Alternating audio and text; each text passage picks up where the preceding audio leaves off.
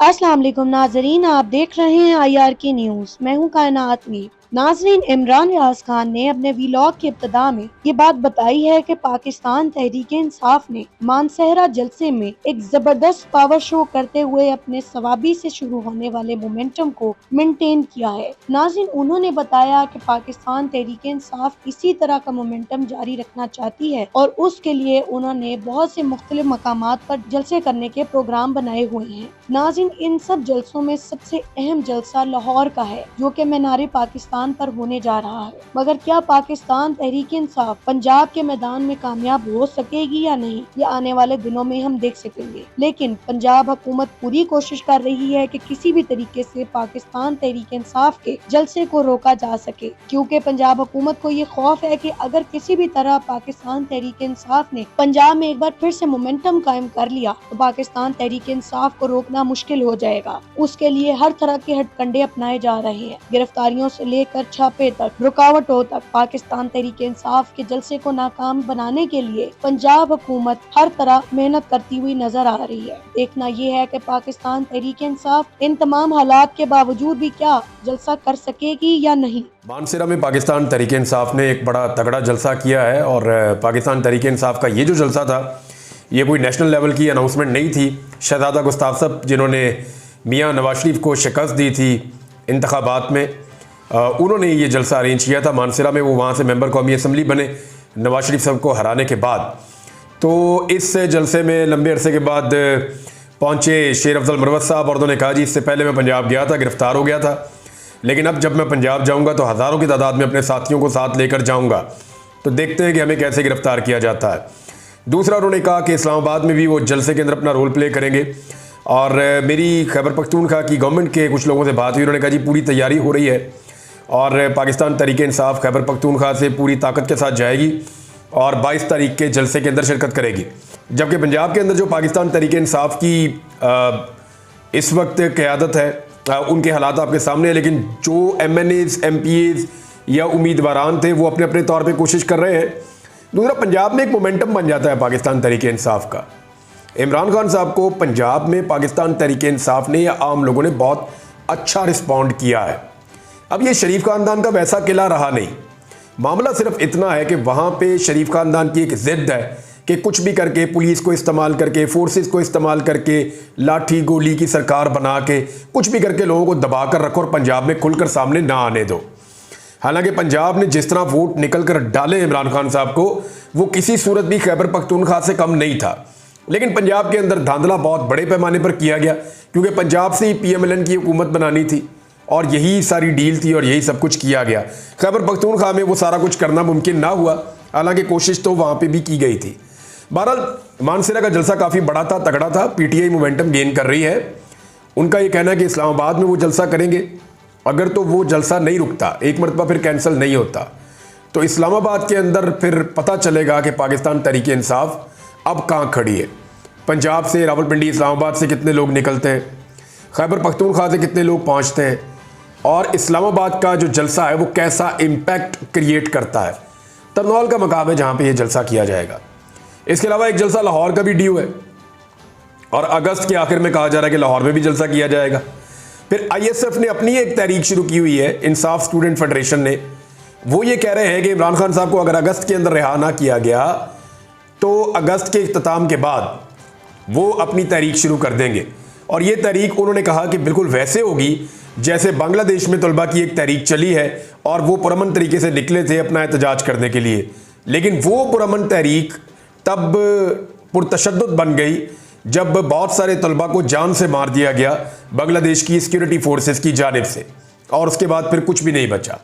नाज़रीन, उसके बाद उन्होंने मियां नवाज शरीफ के बयान का जिक्र करते हुए बताया कि मियां साहब ने एक बयान में ये बात कही है कि मेरे जमाने में मईशत बेहतरीन थी, जबकि जो ही मेरी हुकूमत गई और इमरान खान की हुकूमत आई तो साथ ही मईशत तबाह होकर रह गई। नाज़रीन, इस पर तजिया देते हुए इमरान रियाज साहब का कहना था कि अगर तकाबली जायजा लिया जाए तो मुशर्रफ दौर के बाद पाकिस्तान पीपल्स पार्टी का दौर अवाम के लिए सबसे बदतरीन था, मगर 2013 के बाद भी महंगाई थी और इमरान खान पाकिस्तान की हुकूमत में भी महंगाई थी, लेकिन पीडीएम सरकार के आने के बाद महंगाई का जो तूफान आया है, अवाम उससे शदीद परेशान है। ऐसा महंगाई का तूफान पाकिस्तान की हालिया तारीख में नजर नहीं आता। पाकिस्तान मुआशी तौर पर इस कदर कमजोर सिर्फ तब हुआ था जब बांग्लादेश हमसे अलहदा हुआ था। नाज़रीन, उन्होंने मजीद बताया कि 1971 में जब बांग्लादेश का कयाम हुआ तो पाकिस्तान मुआशी एतबार से अपनी कमजोर तरीन सतह पर मौजूद था और उस वक्त के हालात को आज के हालात से मिलाया जा रहा है। उनका कहना था कि यानी पाकिस्तान के हालात इस वक्त इतने खराब हो चुके हैं कि अवाम 1970 की दिहाई को आज के हालात के साथ मिलाती है। पाकिस्तानी डॉलर महंगी तरीन सतह पे, जबकि इन्वेस्टमेंट्स पाकिस्तान की 50 साल तारीख की कम तरीन सतह पर मौजूद हैं। पीडीएम सरकार ने पाकिस्तान को मुआशी तौर पर इस कदर कमजोर किया है जिसकी हालिया तारीख में कोई मिसाल ही नहीं मिलती। पाकिस्तान की अवाम पीडीएम सरकार से इंतहाई तंग आ चुकी है, मगर उनको जबरदस्ती पाकिस्तानी अवाम पर मुसल्लत कर देना ताकतवर हलकों की जिद है। मल्टीनेशनल कंपनियां अपने दफातर को शिफ्ट कर रही हैं पाकिस्तान से। क्यों शिफ्ट कर रही है, इधर खबर देख लीजिए। पाकिस्तान बिजनेस काउंसिल ने खबरदार किया है कि मल्टीनेशनल कंपनियां पाकिस्तान से अपने दफातर दूसरे मुल्कों में मुंतकिल करने का मंसूबा बना रही हैं, जबकि बहुत सारी कंपनियां पहले ही ऐसा कर चुकी हैं।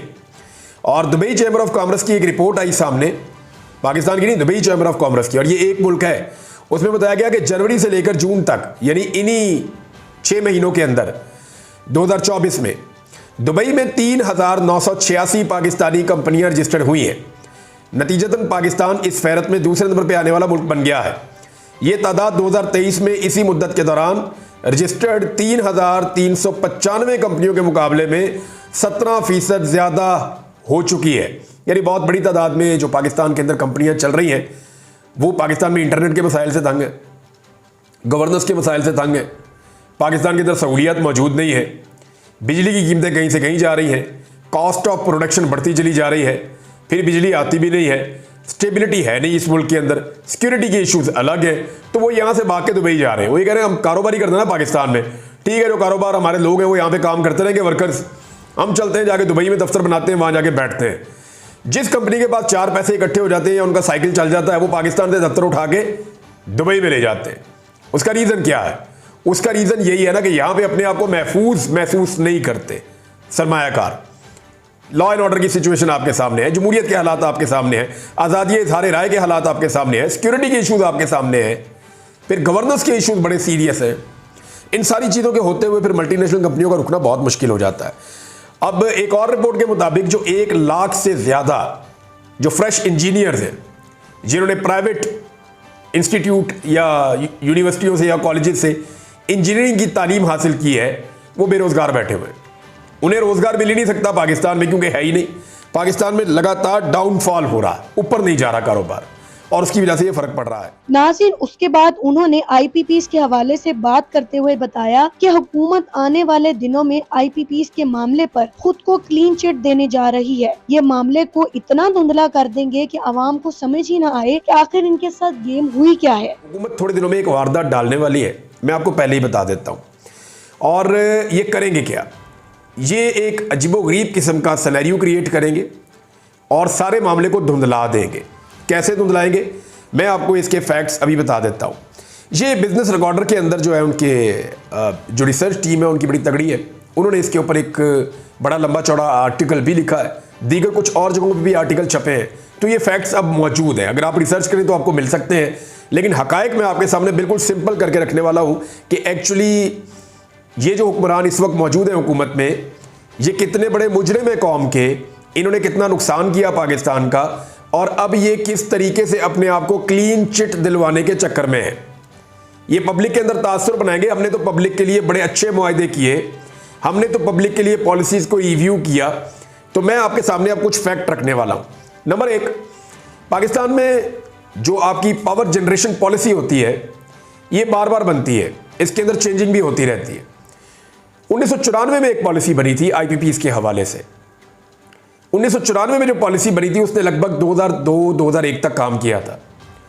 2002 में परवेज मुशर्रफ साहब के दौर में IPPs के हवाले से एक और पॉलिसी चेंज हुई थी, और वो पॉलिसी चली थी मुशर्रफ साहब के दौर में और पीपल्स पार्टी के दौर में। लेकिन जब नवाज शरीफ साहब का दौर आया, नवाज शरीफ वज़ीर आज़म और शहबाज शरीफ वज़ीर आला पंजाब बने, और उस वक्त ख्वाजा आसिफ को पावर डिवीजन का मिनिस्टर बनाया गया, तो उस वक्त दोबारा एक पॉलिसी बनी थी।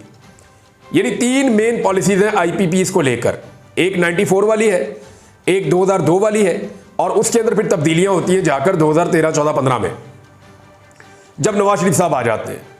तो ये 3 चीजों को आपने ध्यान में रखना है। अब ये आपके साथ खेल क्या खेलने जा रहे हैं, यानी जो आईपीपीज लगे 94 से लेकर 2002 तक वो 94 वाली पॉलिसी पे थे, जो 2002 से लेकर गए 2013, 14 तक वो इस पॉलिसी पे थे, और जो उसके बाद से लेकर अब तक लग रहे हैं वो नवाज शरीफ साहब की वो वाली पॉलिसी के मुताबिक थे। अब मैं आपको ये बताता हूं कि वारदात है क्या। असल में जो आईपीपीज की वारदात डाली गई वो 2013 से 2017 के दौरान डाली गई है। ये वो 4 साल हैं जिनमें मियां नवाज शरीफ साहब पाकिस्तान के वजीर आज़म थे। अभी तवज्जो हटाने के लिए एक टास्क फोर्स भी बनाई गई है कि लोगों को बेवकूफ़ बनाया जाए कि जनाब हम तो बहुत अच्छा काम कर रहे हैं, लेकिन आपको एक्चुअली चीज़ें मैं बताता हूँ। ये अब करने क्या वाले हैं, ये 1994 की पॉलिसी के तहत जो 6 कंपनियां काम कर रही थी आईपीपीज, ये उनके मुआहदे जो हैं उनके बारे में कोई काम करने जा रहे हैं। यानी उनकी जो कैपेसिटी पेमेंट्स हैं उनके ऊपर काम कर रहे हैं, या उनको रिव्यू करेंगे, या उन कंपनियों के साथ मुआहदे ख़त्म करेंगे। तो उससे फ़र्क कितना पड़ेगा मैं आपको ये बता देता हूँ, ताकि आप ज़रा समझ जाएं सारे सिनेरियो को। तवज्जो हटाने के लिए 1994 वाली पॉलिसी के बाद में जो वजूद आने वाले, यानी 1994 की पॉलिसी के नतीजे में जो आईपीपीज लगे थे पाकिस्तान में, जो बिजली बनाने वाले कारखाने लगे थे, उनकी अगर जो कैपेसिटी पेमेंट्स हैं उनको अगर सिफर भी कर दिया जाए, ज़ीरो कर दिया जाए, तो भी पाकिस्तानियों को फी यूनिट 54 पैसे का फ़र्क पड़ता है। यूनिट कितने के आजकल बेसिक पाकिस्तान में बेसिक यूनिट 65 रुपए से, कुछ लोग 72 रुपए कहते हैं, लेकिन ये 60 से 72 रुपए के बीच में है गई।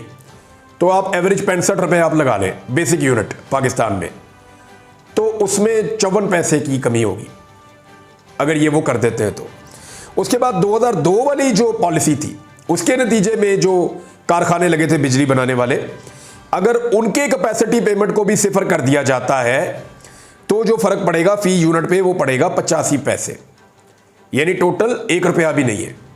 और अगर दोनों को आप मिला दें 1994 से लेके 1994 से लेके 2013 तक जितने आईपीपीज लगे हैं उन सबकी कैपेसिटी पेमेंट्स को, जिनको ये मैनेज करना चाह रहे हैं जिस पोर्शन को, अगर ये कर भी ले तो पाकिस्तानियों को टोटल जो फायदा पहुंचेगा वो 1 रुपए 39 पैसे फी यूनिट, 1.5 रुपए से भी कम। और ये इसके ऊपर ये छलांगे मारेंगे, देखें जी हमने मुआहदे रिव्यू कर लिए, देखें जी हमने मुआहदे खत्म कर दिए, देखें जी हमने ये कर दिया वो कर दिया। कुछ आईपीपीज के नाम मार्केट में लेकर भी आ रहे हैं कि जनाब इनके हम खत्म करने लगे, और भाई उन्होंने अरबों रुपया पाकिस्तानियों की जेब में डाका डाल के वो लेकर चले गए हैं। अब आप उन्हें खत्म करें या उन्हें रखें, इससे कोई फर्क नहीं पड़ेगा। पाकिस्तानियों को 1 रुपए 39 पैसे का फर्क पड़ेगा अगर आप 2013 तक का सारा रिकॉर्ड सीधा भी कर दें तो। असल में जो पाकिस्तान के साथ जुल्म हुआ वो 2013 में जब नवाज शरीफ साहब आए, उन्होंने आके जो पॉलिसी बनाई उसके नतीजे में हुआ, जो 2017 तक कारखाने लगे। अब मैं आपको ये बताता हूं कि अगर इनको कर भी दिया ना, चवन्नियों अठवन्नियों के अंदर पाकिस्तानियों को फायदा होगा, इससे ज्यादा नहीं होगा। जो पुराने आईपीपीज हैं उन पे पाकिस्तान को फायदा नहीं होगा। अगर उनके मुआहदों को रिव्यू किया गया या कैंसिल किया गया तो फायदा होगा जो नए मंसूबे जो नवाज शरीफ साहब ने 2013 के बाद लगाए थे, अगर उनको रिव्यू किया जाए या उनको कैंसिल किया जाए या उनकी कैपेसिटी पेमेंट्स खत्म की जाए तो फिर पाकिस्तान को फायदा होगा। देखिए पहले क्या होता था, जो पाकिस्तान को नवाज शरीफ साहब की हुकूमत आने से पहले 2013 में जो पाकिस्तान को कैपेसिटी पेमेंट पड़ती थी ना, वो कितनी होती थी, वो 384 अरब रुपए थी। यानी एक साल में पाकिस्तान को 384 अरब रुपए की कैपेसिटी पेमेंट पड़ती थी नवाज शरीफ के 2013 में वजीर आजम बनने से पहले। लेकिन जब नवाज शरीफ वजीर आजम बने और अपनी पॉलिसी लेकर आए, अब उसके नतीजे में पाकिस्तान को 2100 अरब रुपए की कैपेसिटी पेमेंट देनी पड़ती है। यानी लगभग 1800 अरब रुपए का, 1700 से 1800 अरब रुपए का नवाज शरीफ साहब ने इस कौम को बोझ उनके ऊपर लादा है, गरीब पाकिस्तानियों के ऊपर 17 से 1800 अरब रुपए का। ये मियां नवाज शरीफ साहब ने पाकिस्तान के साथ किया। और उस बीच में फिर आ गई इमरान खान साहब की हुकूमत। जब इमरान खान साहब की हुकूमत आई तो इमरान खान साहब ने क्या किया कि उन्होंने आईपीपीज के साथ बातचीत करना शुरू की, और बातचीत उन्होंने ये करना शुरू की कि जनाब आपने डॉलर रेट के ऊपर फिक्स किया हुआ है, फॉर गॉड से किसी चीज के ऊपर तो बैठे हमारे साथ। तो जब उनके ऊपर दबाव डाला तो उस दबाव के नतीजे में यह तय पा गया कि 148 रुपए के ऊपर फिक्स कर देते हैं। डॉलर रेट नहीं होगा, 148 रुपए के ऊपर फिक्स कर देते हैं। क्योंकि ये चाइनीज कंपनियां थी, ये मुनाफा सारा चाइनीज कंपनियों को जा रहा था, तो चाइनीज कंपनियां जो है, कोई भी कंपनी नहीं चाहेगी कि मुनाफा ना ले, हर कंपनी यही चाहेगी कि मुनाफा ले हम, हर कंपनी कारोबार इसलिए करती है कि वो मुनाफा ले। उन्होंने काफी इसके ऊपर रिएक्शन दिया, तो उस वक्त तमाम पॉलिटिकल पार्टीज ने और बहुत सारे सहाफियों ने यह कहना शुरू कर दिया कि पीटीआई हुकूमत ने सी पैक खत्म कर दिया, सी पैक को खत्म कर दिया, सी पैक जो है उसका वजूद बिठा दिया। नवाज शरीफ सी पैक लेकर आया था, इमरान खान ने सी पैक खत्म कर दिया, चीन को नाराज कर दिया। तो एक्चुअली वो क्या था मामला कि जब भी इमरान खान साहब आईपीपीज के बारे में बात करते थे, कैपेसिटी पेमेंट पे बात करते थे, जब वो ये कहते थे कि डॉलर के अंदर मैंने नहीं करनी पेमेंट, मैंने पाकिस्तानी रुपयों के अंदर करनी है, मेरे साथ रेट फिक्स करो, तो जब वो ये कहते थे तो तब ये सारे सियासतदान रल के इमरान खान को पड़ जाते थे। और अगर इमरान खान ने वो एहसान ना किया होता, 148 रुपए के ऊपर फिक्स ना किया होता डॉलर रेट के बजाय, तो आज पाकिस्तानी कैपेसिटी पेमेंट 280 रुपए के हिसाब से दे रहे होते। नाजरीन, अब तक के लिए इतना ही। देखते रहिए IRK न्यूज और अपने इस चैनल को सब्सक्राइब करना ना भूलिएगा। अल्लाह हाफिज।